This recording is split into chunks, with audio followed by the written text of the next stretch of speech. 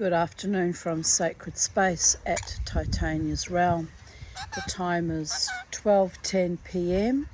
on the 29th of September 2024. I thought I'd carry on with my reading of wonderful folklore stories from across the globe, ones that I have in my possession anyway. And today I thought we'd read from famous Chinese short stories retold by Yutang.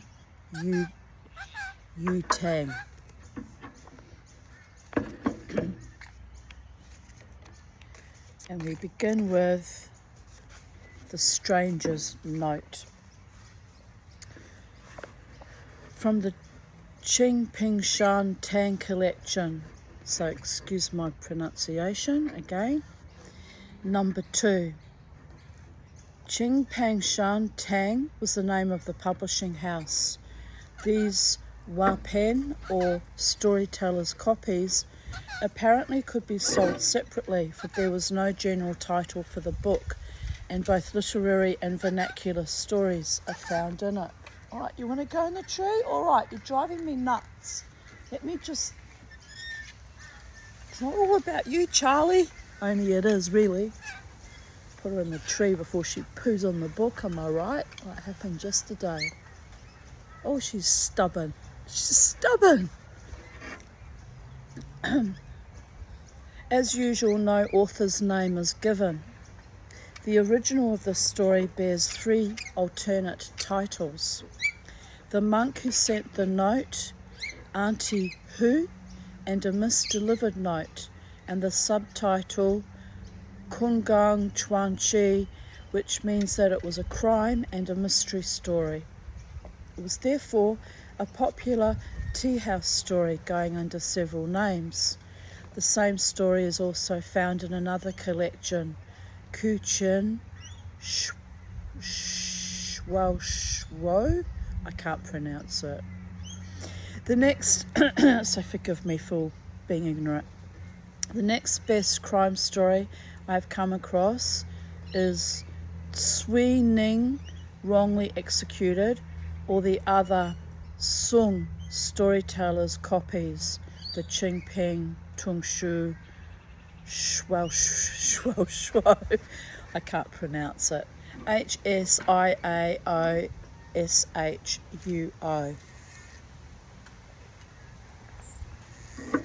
The original shows the stranger as a thorough cheat and villain disguised as a monk.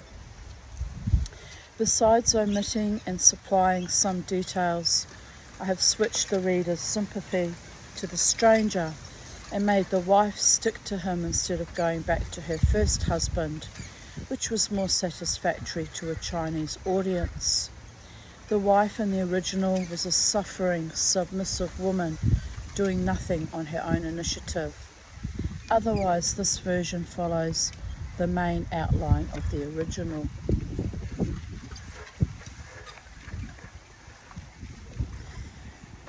It was toward the noon hour. The day was hot and few passengers were on the street.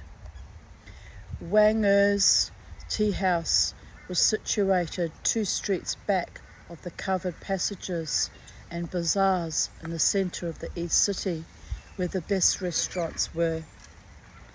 The morning crowd, which had come to his tea house for a cup of tea and engage of gossip and news, had dispersed, and Wang Er was washing his teapots and stacking them, some 24, on a shelf.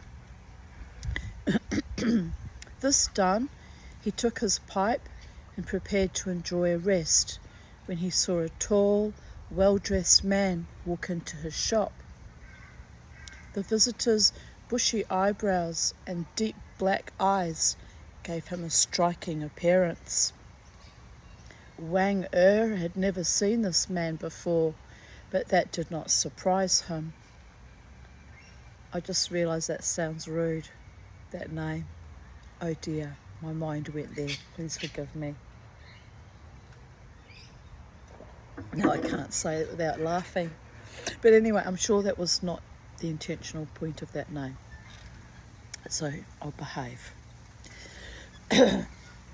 Wang had never seen this man before, but that did not surprise him. All sorts of people came to his shop. That was what made running a tea house interesting. Businessmen and their families, scholars, salesmen, gamblers, cheats, and passing strangers all came to rest and refresh themselves. The tall stranger selected an inside table, and he gave the impression of being a little secretive, even a little nervous. Wang saw that he was preoccupied and thought it would be better to leave him alone. Soon a boy peddler passed by in the street, calling aloud, "Fried partridge, hoo-too, hey-yo, delicious fried partridge." The gentleman called him in. The boy, whose head was shaven like a monk's, laid his tray on the table and began to pierce some hoo-too together on a stick, sprinkling some salt on it. "Please, sir, here's your partridge." "Leave it there. What's your name?" "Sang that is my name, because I look like a little monk," said the boy with an innocent smile. "Would you like to earn some extra money, little monk?" "Certainly," the boy's eyes brightened. "I want to ask you to do something for me." The tall gentleman pointed to a house, number 4 from the corner, down an alley, which opened on the street at a point just facing the tea house. "Do you know who lives in that house?" he asked. "That is the house of Mr. Huang Fu, an officer of the palace in charge of official uniforms." "Oh, is he? Do you know how many persons are living in the house?" "Just 3, the palace officer, his young wife, and a little foster daughter." "Good. Do you know the lady?" "She seldom comes out of her house, but she often buys partridge from me, and I know her. Why do you ask?" The stranger saw that Wang was not looking. Excuse me. So he took out a case. No, I have to laugh. It's just me. It's all about me right now. Sorry, I'll control it. So he took out a case, and no, I won't, and poured some 50 coins on the boy's tray, at which the boy's eyes brightened. "That's for you," he said. He then showed the boy a package which contained a pair of gold cable bracelets, 2 short hair brooches, and a note. "Give these 3 things to that lady, but remember, if you see the husband, do not give them to him. Is that clear?" "I am to give these things to the lady. I am not to give them to the palace officer." "Right. After you give the lady the note, wait for an answer. If she does not come with you, tell me what she says." The boy went to the house, but when he lifted the screen and peeped in, he saw the palace officer sitting in the front room, looking directly at the door. Huang Fu was a short man in his 40s, with broad shoulders and a wide, flat, rather rectangular face. He'd been on duty at the palace for the last 3 months and had come home only 2 days ago. "Where are you going, Charlie?" "You're coming back to Mama." "You're coming back to Mama." Oh, I better get it. I worry about snakes. I really do. Here you go, my darling. Here we go. Come. Come. Come.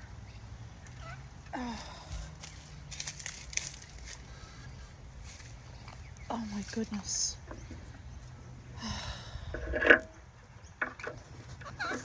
Yes, my love.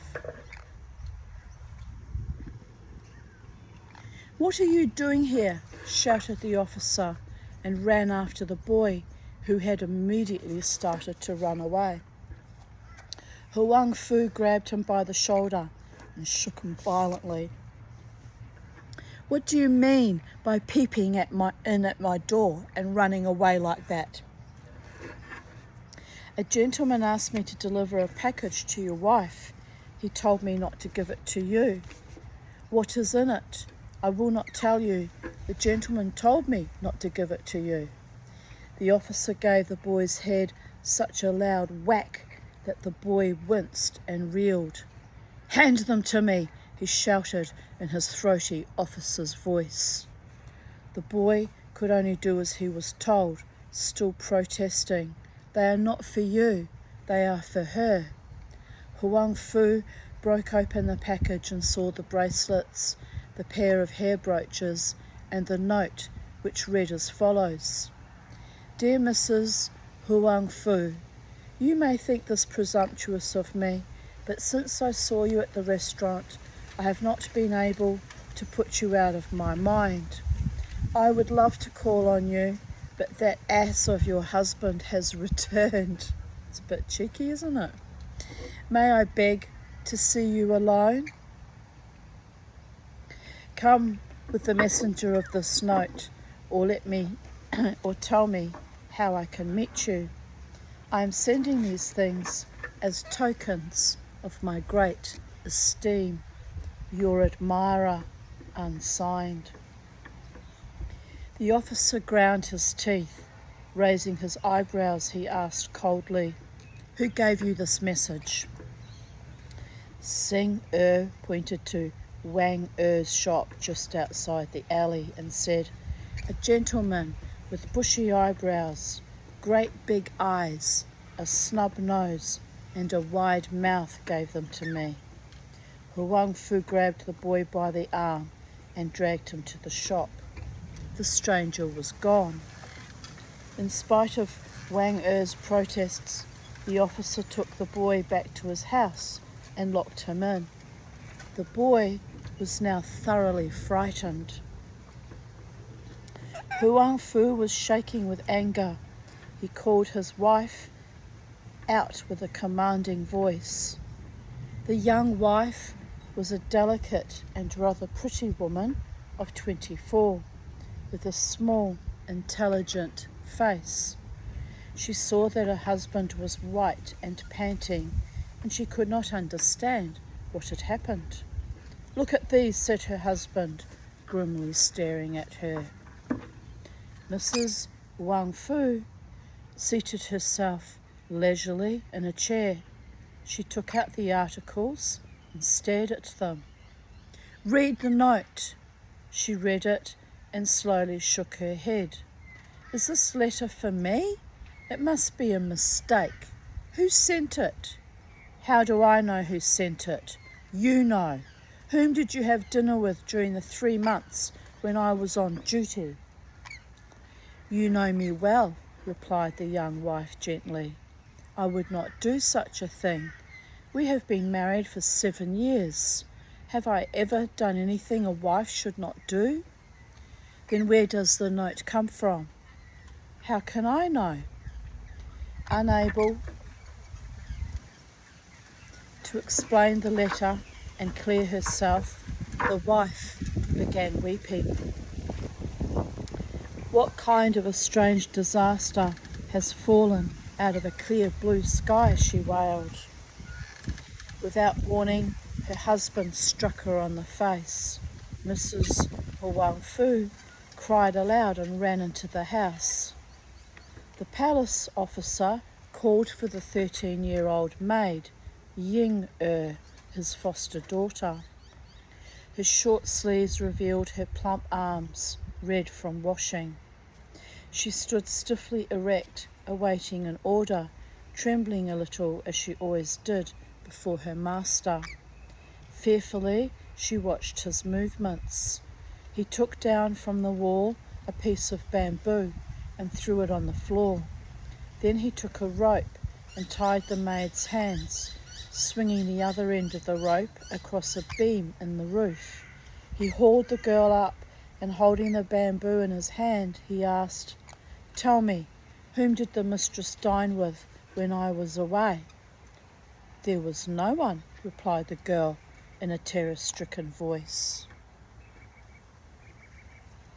Wang Fu began to beat the maid with the bamboo, and his wife inside trembled, hearing her screams. The flogging and questioning went on for some time. Unable to stand it any longer, the maid at last said, "When you were away, Mother slept with a certain person every night." "That's better," said the master. He let her down and untied her. "What? Now tell me, who was the fellow who slept with your mother every night in my absence?" The girl wiped her eyes and said with hatred in her voice, "I will tell you. She slept with me every night." "I will get to the bottom of this," he swore, and went out, locking the door behind him. The wife and foster daughter looked at one another. Mrs. Wang Fu saw the bruises on the young girl's arms and back and rushed to wash her wounds, crying, "The beast!" Indeed, bamboo really fucking hurts a lot, by the way. The wife shuddered at the sight of the blood which had reddened the basin of water. As she poured it down the gutter, she muttered again, "The brutal beast."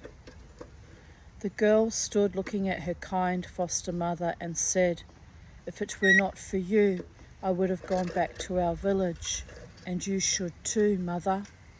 "Hush, you mustn't say that." Mrs. Wang Fu looked dazed, unable to understand what had happened. At last, she turned to the boy, who was cowering in a corner of the room, and asked, "What was the stranger like?" The boy repeated the description and told her the story. The wife and her foster daughter sat silent, completely puzzled. Half an hour later, the husband returned with 4 officers of the law. Dragging the partridge boy forward, he said to the men, "Take down his name." The men did as they were told, having respect for Wang Fu's position as a palace officer.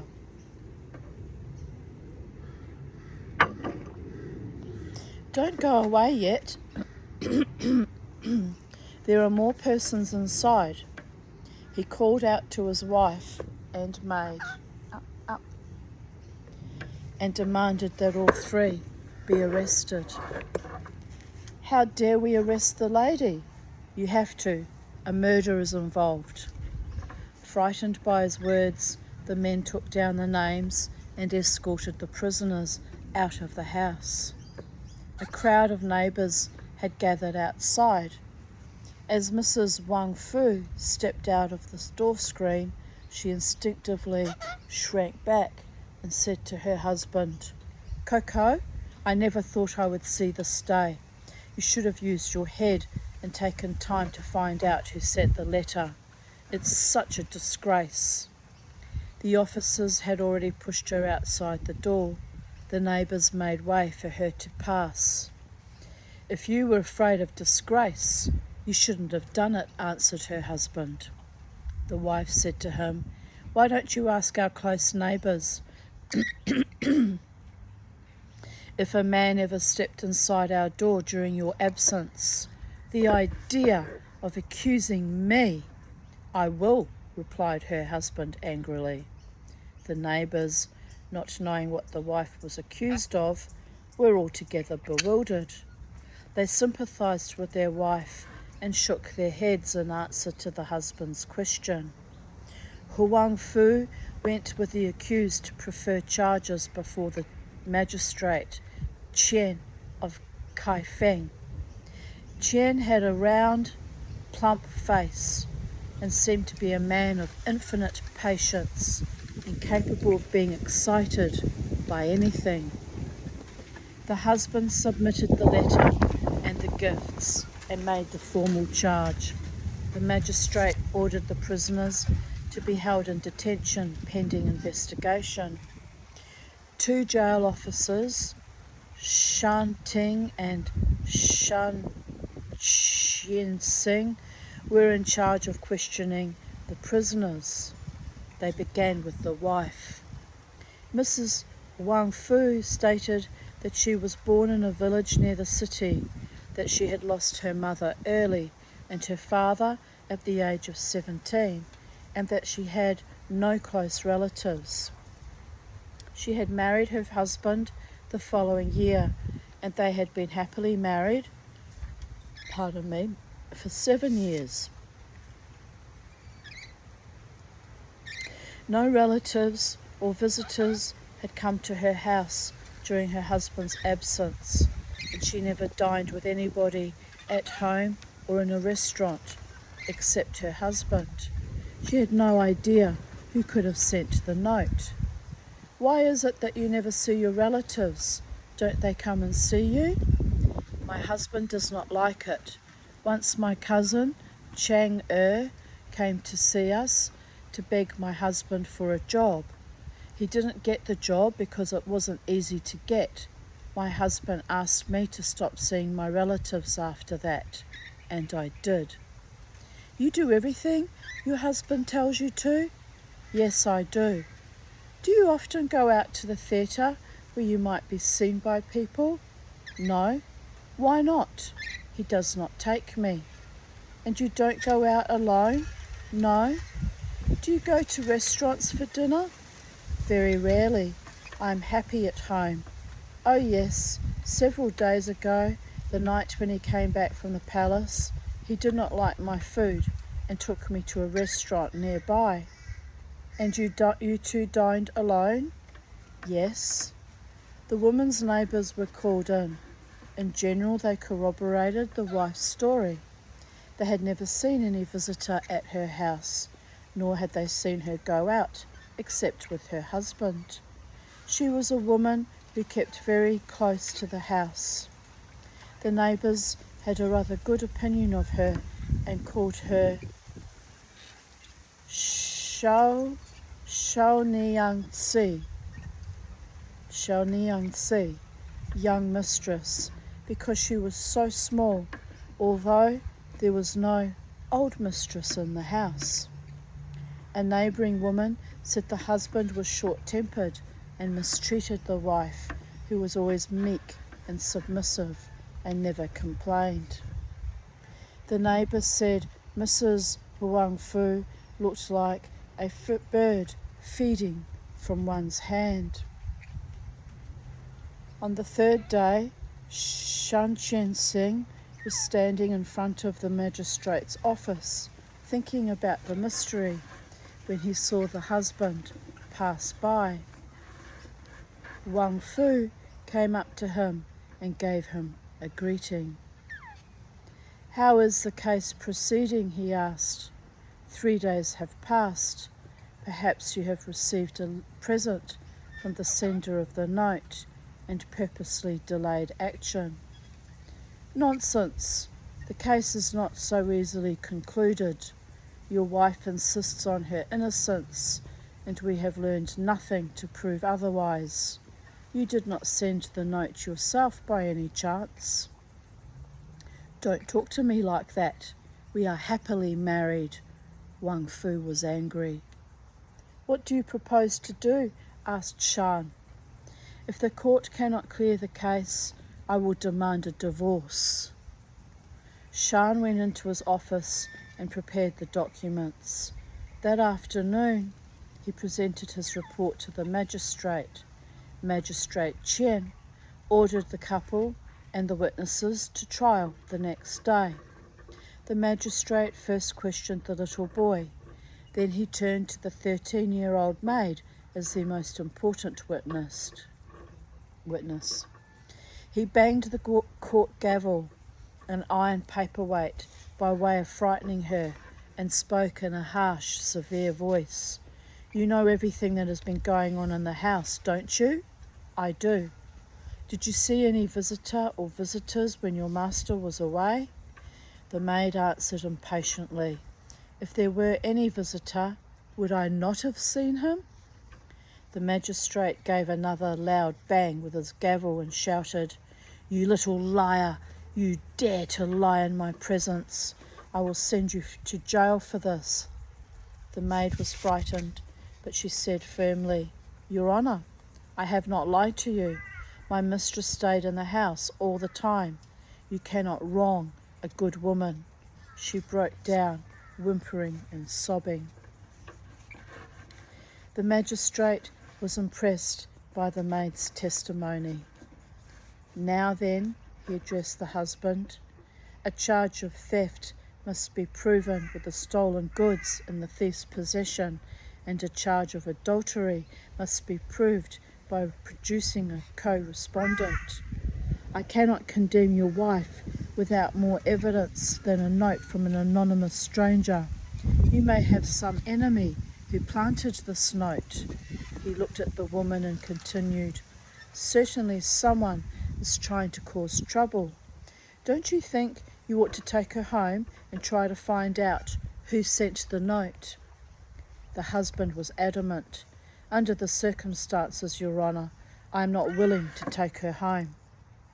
"You may be making a mistake," warned the magistrate. "I shall be satisfied if you will grant me a divorce," said Wang Fu. He could not help looking at his wife out the corner of his eye. After more questioning, the magistrate said to the woman, "Your husband insists on a divorce. I hate to break up marriages. What do you think?" "My conscience is clear. If he wants a divorce, I shall not protest." The divorce was granted according to the husband's wish. The boy and the maid were released and ordered to be taken back to their parents. The wife completely broke down when the court was adjourned. Divorce was a great disgrace to the woman, and she had not expected it because her guilt had not been established. "I did not know you could be so cruel after 7 years of marriage. You know I have no place to go now," said the wife to her husband. "I will rather die than have my name dishonoured." "That is none of my business," replied Wang Fu, and abruptly turned his back. Only Ying-er, the girl, stood by her. "Ying-er," said the wife, "thank you for what you did. It is of no help now. You can go home to your parents. I have nowhere to go. I cannot keep you. Go home like a good girl." They parted in tears. The woman, now left all alone, could not completely realize what had happened. Aimlessly, she made her way through the streets and crowds without seeing anything. The day was darkening, and she wandered to the Tianhan Bridge on the Pian River, where she stood looking out at the locks and congested water traffic. The masts of the boat stood close together, rocking and swaying in the evening wind, giving her a heady sensation as if she were rocking with them. She watched the golden disk of the sun disappear behind a distant hill and realized she had come to the end of her road. She would never see the sun again. Just as she was about to jump into the river, someone pulled her back. She turned around and saw an old woman, well over 50, dressed in black. Her hair was thin and greyish white. "Daughter, what do you take your own life for?" Mrs. Wang Fu stared at her. "Do you know me?" "I don't suppose you do," said the old woman. "No," replied the young woman. "I am your poor auntie. Since your marriage to the palace officer, I have not dared to come and bother you. It was so long ago when I saw you as a child. The other day I heard from the neighbours that you were involved in a lawsuit with your husband, and I came every day to ask for news. I hear that the magistrate has decreed a divorce, but why jump in the river? My husband does not want me, and I have no place to go. Why should I live? Come, you can stay with your old auntie, said the old woman. Her voice was strong for her age. Such a young woman trying to end her own life. What nonsense. Mrs. Wang Fu was not at all sure whether this old woman really was her aunt, but she allowed the woman to take her along without a will of her own. They went first to a wine shop where the old woman ordered her a drink. When the young woman came to the aunt's house, she found it was situated in a quiet, out-of-the-way alley. It was fairly decent looking, furnished with green curtains and armchairs and tables. Auntie, are you living all alone? How do you support yourself? The old woman, whose name was Hu, answered with a laugh. Oh, I make a living somehow. I used to call you Missy. I forget your name. My name is Chun Mei, answered Mrs. Wang Fu. She did not push her question further. The old woman, Hu, was very kind to her, and for the first days she made her guest rest. Chun Mei lay in bed thinking of the sudden and strange turn of her life. Several days later, the old woman said to her, You must be strong. I am not really your auntie, but I wanted to save a young girl's life when I saw you about to take the jump.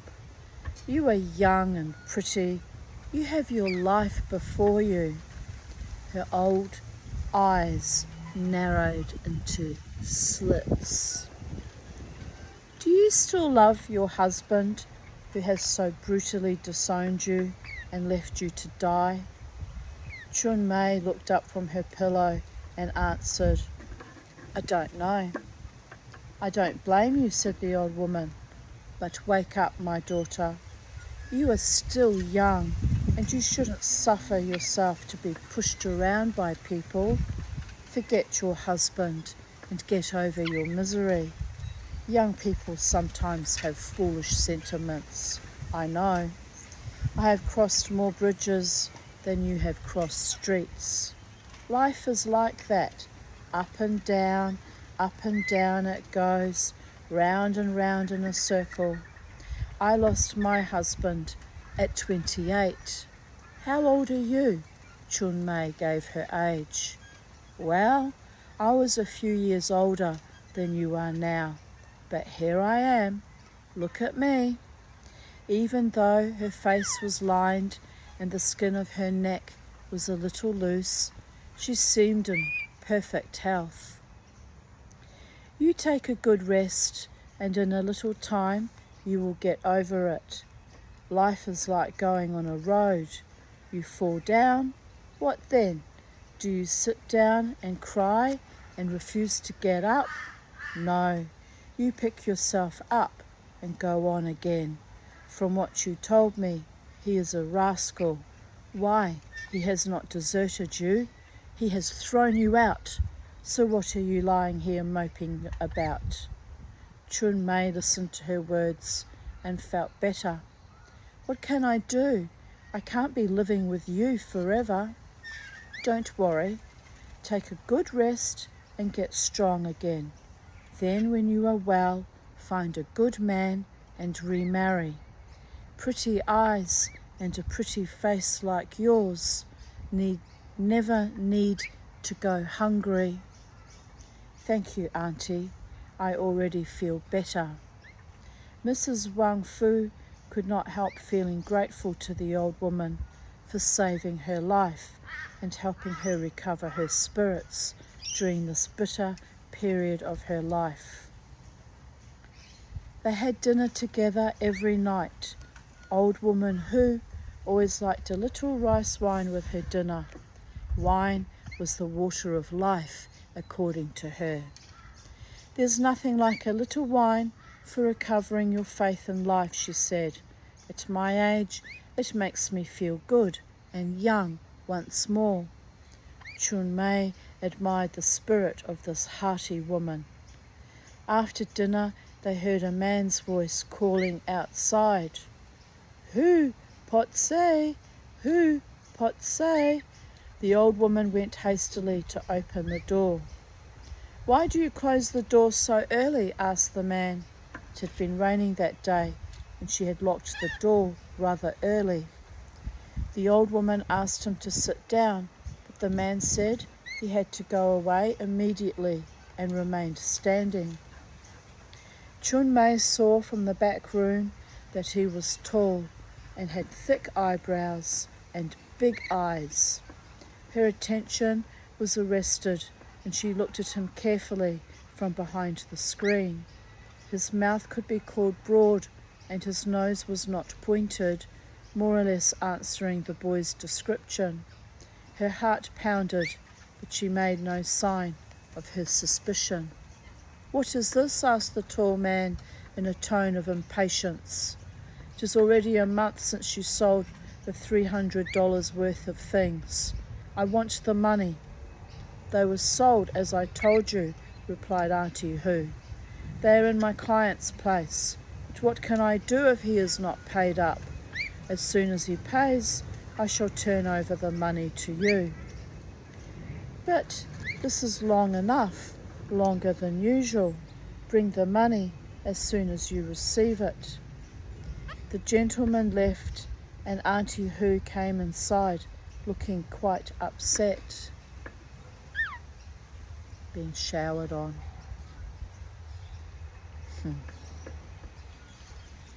Might have to run inside because it's getting heavier.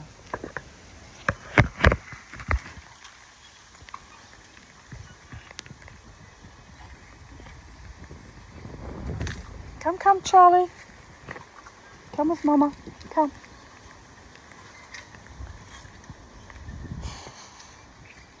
Oh, Kookaburra's on the Hills hoist. Where is he?